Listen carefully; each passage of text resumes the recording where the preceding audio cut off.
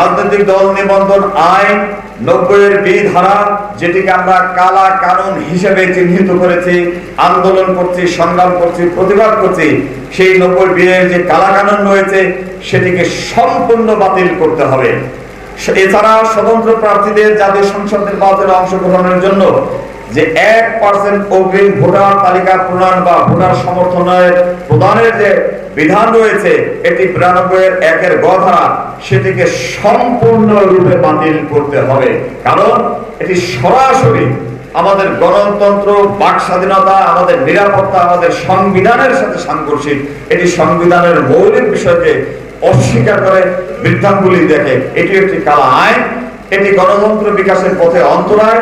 এটি fascist, mafia এবং যারা কালো টাকার মালিক তাদেরকে উৎসাহিত করে।